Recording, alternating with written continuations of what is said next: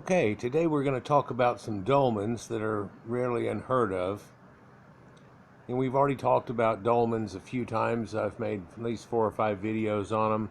Even a funny one about Fred Flintstone and his house, because that's kind of what they look like a bit. Seems like that was the inspiration for Fred's house there. But when you look at that, Fred's back in the time of dinosaurs and things, and there's a lot of dating on these. These are some found in South India here in these dolmens, but dolmens have been found in Ireland and Scotland and France and Spain, all across Europe, especially concentrated around the Caucasus Mountains, all through the Middle East and even in North Africa. We'll try to look at some of those here in just a moment, but let's get an idea of where we are and what some of these things look like. So you can see it's right in the middle of the peninsula down at the bottom, kind of like Florida, if you will. They're out a ways from most civilizations, although there's some crops growing somewhere near there. But in this plain that's showing right here, there are hundreds of these dolmens. You can even make them out right now if you're looking.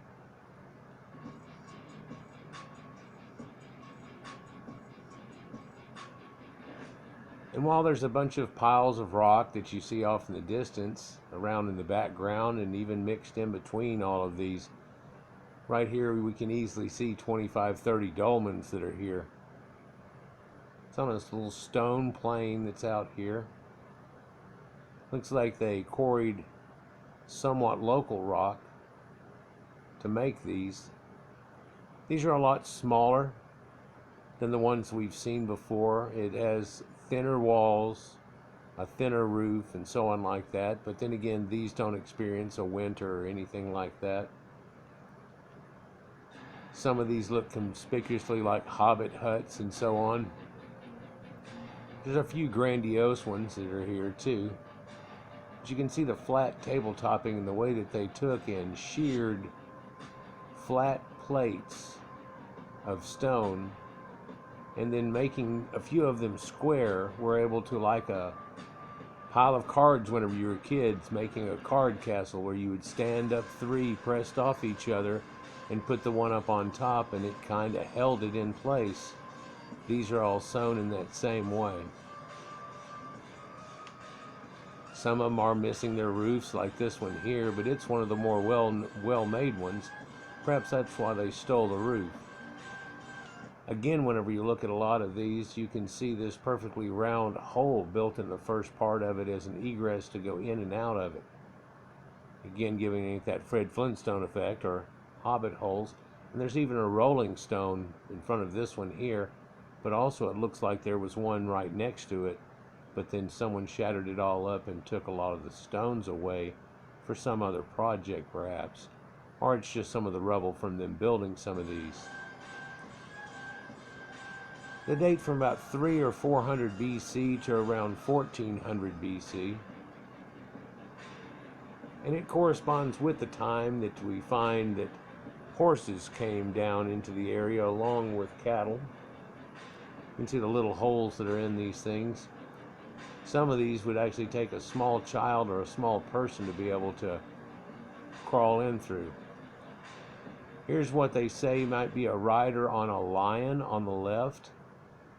And then it must be a reptile on the right, because it looks like a horse, but it's real stretched out, like a giraffe or something. But what we're actually looking at is a representation, just like they did in those boats, where each one of those tack marks on that boat means a person. So it seems like this may be a representation of Master of Beasts up on top of the lion, which we're well familiar with, and all going to Sumerians and all of those people. But on the right hand side, instead of trying to draw 40 horses with people on them, here's a horse with a man on it and 40 riders.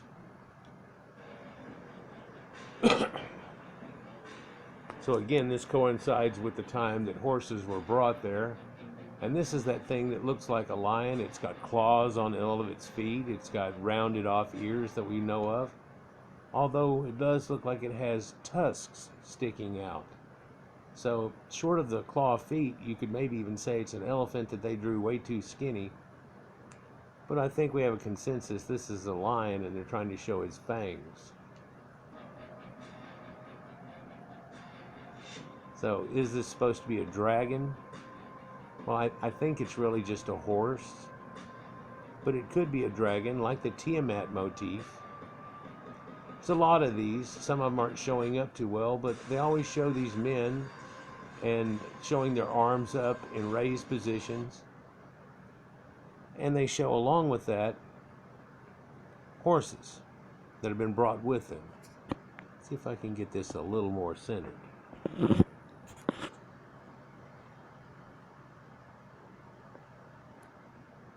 One other thing that you'll notice here is there is a guy on a horse that's here, another one out here leading one, another horse, another guy on a horse here, and everything on is a swastika. Whoops. And that was brought along with grains, with cattle, with horses to India thousands of years before, and I believe the dating will actually eventually show out that it happened just a little bit before this recorded time of these dolmens. For at very first they were in Indus Valley civilization and coming through, but it didn't take long before this happened. So you can see these giant boulders just mixed in between them, and then they're all just scattered in between that, and all these flat plates that they're utilizing. Some of them gigantic. This one is rather eloquent. When we look at some of the ones over in France and things like that a little bit later, you can tell they're made out of much thicker, much stronger, much heavier material, but yet still there's a fanciness to it. Here you can look at what it looks like inside of one of them. Again, I'm getting this from Vlad 9VT. These are the Malacandrum dolmens of India. Vlad's a man that's over in the Ukraine right now on the edge of what we used to call Russia. So he's in that part where we're concerned about right now. And he's very into ancient civilizations and things like this. So it's pretty neat. So you can see the size of this and how they even laid plates on the inside of it to make a flat part to him. But that guy standing up can't quite stand up. And ones like this, that guy can't get in that door. The kids could get in that door, but they couldn't get in that door. Again, always that round entrance in the middle, like we always talk about in hobbit homes, which can be buried over and into a mound. And in fact, that's an extremely successful way to build a house. People in modern days have taken to tucking it back in like that. But I remember when I was a kid reading the stories of Little House on the Prairie and how one of their houses was built in that way. And some of these are actually buried over like that. I'm not sure if there's even a decent count on how many of them there are. But all through this plain in this area for miles and miles around, seems like at least the nobility of these people were put into dolmens.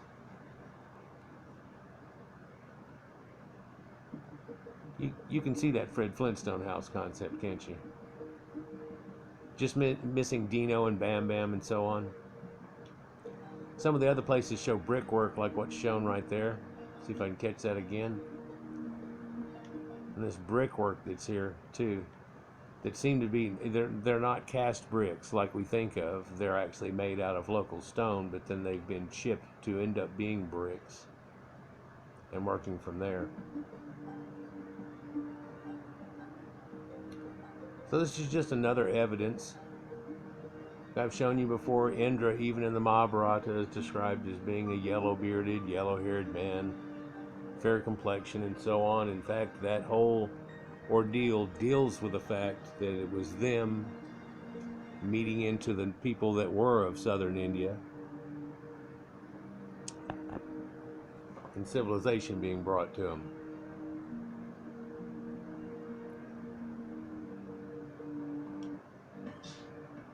So there's even some places like this where there's a giant rounded boulder and it's been cut in half directly. Two dolmens that are connected to each other for some reason. Most of these don't have a body or anything in them anymore, so there's no way of telling how or why that would have happened. Some of these you can see dig and scoop marks going on where they've really honed on into that stone quite well, but this whole escarpment right here is all made out of flat plates, and it looks like that's where they may have gotten a lot of them from. Something that happened naturally, and then they were able to shape it. Again, here's another plains look of the area.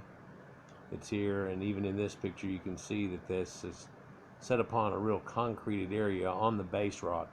It's there, but the base rock looks like it's able to be slivered up somewhat.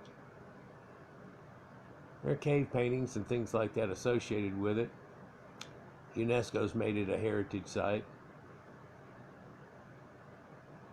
So there are quite a few dolmens, but then again, we've looked at dolmens before. Looking from top left going across, where we are at Devon, England, in Sicyon, Armenia. They've been found in Korea and in Spain, in the Jordan River Valley, and in Germany, and in France, and in Ireland, but yes, in India too. So these are ones from different countries around the world that you would see. Like here's what's known as the Bagneux Dolmen near Saumur-Anjou, France. You can see it's made out of much thicker material, but it's the exact same build. And this is the one that's built right near a cafe that I did a video about, that whenever they sell the cafe, it comes with it. They have to be the caretakers of it too, but they also have to be willing to let people in and give tours to it and so on. And the cafe is just over there to the left out of screen and back some. And this is this one that is huge, one of the largest known, but also it goes way back. Now we talk about these Kurgan burials and so on, and when you find those mounded Kurgan burials, they actually are built just like this, with a walk-in entrance and so on like that, like the River Boyne and places like that. But then they're buried all over in a mound, and it still has the walkway egress. This is it raw without the mound onto it of dirt or anything. It's there. You can see the size of this one. This is not small where someone has to crouch even into. In fact, in a second we'll be able to see a few pictures of people standing actually in it and the way that it looks on the interior, which is pretty interesting. That's the exterior, and the restaurant is right back behind us right now.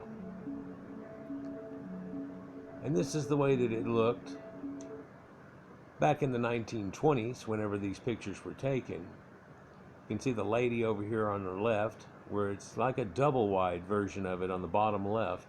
There she is, an entrance in the top left, and two men in front of it at the top right, or on the right. And you can also tell that's exactly the same that it is now whenever you walk back behind there. The only thing that's different is that sign above the man on the tree is different and gone. This is near Saumur, France, though.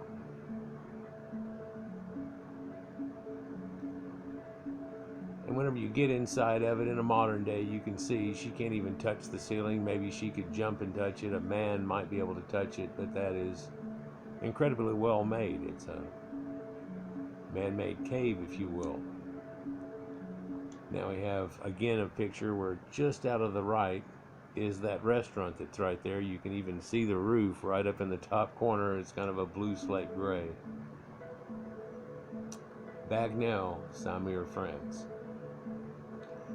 These are much bigger, but then there's other ancient dolmens that are all around different places, and in this one you can see that long carom that's there, where you would think, oh, it's a long snake or something like that maybe even go up into it.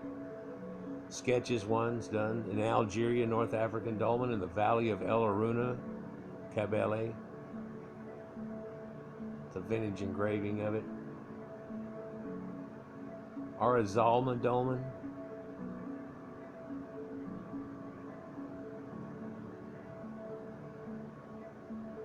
Dolmens in Jordan and around the Dead Sea, and you can see a tour guide here showing your way through it. Some of these are more well done than other ones. Like this one here, you can almost get the effect of Göbekli Tepe with a roundness onto it. If it would have small, small, small, big, small, small, small, big, and towers around it, it would look more like that. But you can also see that this one is buried underground and was fully buried at one time, and may have even had a roof that's on it that is missing at this point. So these are quite interesting. Some of these show odd shapes, and here's a Kurgan type mound that is buried in, but in the inside of this is actually one of those dolmens. And then, like Göbekli Tepe, I guess, it's been buried over like this. Now you find the same thing in England over there that you do when you find this, and this is in De Soto. So a little bit different. And in some of these pictures here, you can make out that they actually were buried whenever they found them with just the stone sticking out. Like just the top of this stone was sticking out and eroded down to that point, and then they dug this thing down to that point that's there. Some of the other ones that are here really look like a hobbit house, like this. And you can see these perfectly carved holes that look like a drill that's easily big enough for a basketball to set into, that go down like a well, but it's like 20 foot deep. And then over here you can see all of these scallop marks right in the edge of the picture here, where they apparently have punched out chunk, chunk, chunk, chunk, chunk, like if you're cutting biscuits to cook. This is a Volskonski dolmen. It's found in Germany. But a lot of them are quite fancy like this that you see here. And again, those are all around the world. And where we were really trying to pay attention to was India's ones. And this is found in Sudapali, India, so not the site we were looking at the earlier point here. And there's more of them. And these are set up almost like a picnic setup, where they've taken those rocks and broken them in pieces, but they are so flat they use them like bricks to hold up the top. And this is one of the thickest tops that are found in all of them, along with this one here. For the rest of them seem to be in that thin material, but it could be in what they used. Let me know what you think about this, but this definitely shows you in India they have all these ancient dolmens. And here are megalithic dolmens, where there's a giant boulder, but it is also pinned up off the ground with rocks, and dirt slowly filled this up. You can see up under this one, you can see up under that one, you can see up under this one, you can see up under that one, and these are in Korea. World spanning. Peace.